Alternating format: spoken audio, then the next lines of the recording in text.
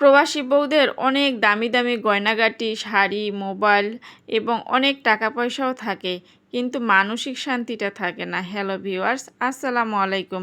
তেমনই একটা প্রবাসী বউয়ের গল্প আজকে আপনাদের সঙ্গে আমি শেয়ার করতেছি। মেয়েটির স্বামী 2 থেকে 3 বছর হয়ে গিয়েছে বিদেশে গেছে। মেয়েটি একটি হঠাৎ করে কঠিন রোগে মারা যায়। এই খবরটা শুনে মেয়েটির স্বামী বাড়িতে চলে আসে। মেয়েটিকে জানাজার জন্য গোসল করিয়ে জীবনের শেষ বাড়িতে পাঠানো হয়। তার স্বামী পাঞ্জাবি পরার জন্য রুমে গিয়ে বালিশের পাশে একটা চিঠি পায়।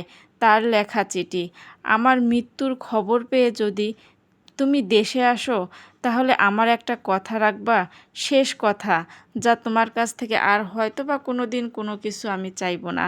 মেয়েটির কথাটা এরকমই ছিল যে যদি সবাই ওকে কবর দিয়ে ঘরে ফিরে আসে, তাহলে তুমি আমার কবরের পাশ থেকে এসো না, আমার কবরের পাশে অনেকক্ষণ বসে থাকিও, কারণ আমি তোমাকে অনেক দিন যাবৎ দেখি না। তোমাকে খুব দেখতে ইচ্ছা করতেছে, কাছের থেকে তোমাকে একটু ছুঁইতে ইচ্ছা করতেছে, কিন্তু হয়তোবা যখন তুমি দেশে আসবা তখন হয়তোবা সেটা আর আমার ক্ষমতা থাকবে না। এজন্যই তোমাকে বলতেছি, যখন আমি মরে যাব আমার কবরের পাশে তুমি একটু এসে অনেকক্ষণ বসে থাকিও, যেন আমি দূর থেকে হলেও তোমাকে দেখতে পারি। না ছুঁইতে পারলেও মনে সেরকম দুঃখ নেব না, কিন্তু হয়তোবা কাছ থেকে তোমাকে দেখতে পারবো, তুমি আমার কবরের পাশে বসে আছো।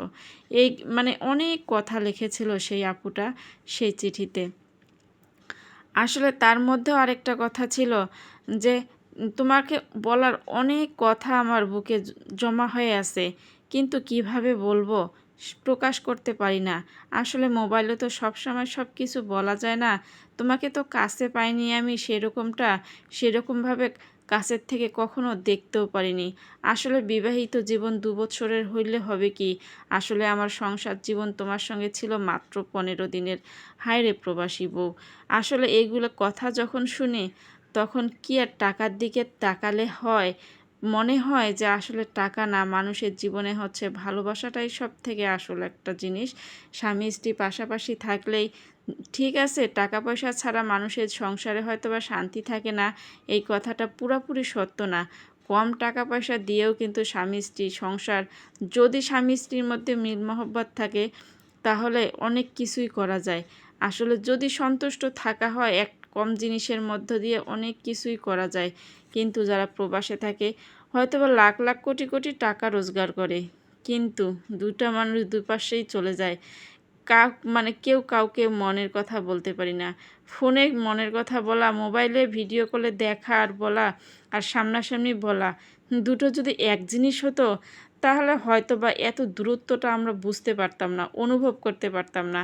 তাহলে মনে হতো যে সবসময় আমার সে কাছেই আসে, সেরকম একটা অনুভূতি হতো। কিন্তু বিদেশ আর বাংলাদেশ, সেটা কি আর এক হয়?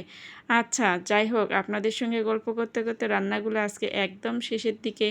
আজকে হচ্ছে খুব সিম্পলভাবে কিছু একটু রান্না করে নিয়েছি। আজকের ভিডিও এই পর্যন্ত। সবাই ভালো থাকবেন। আল্লাহ।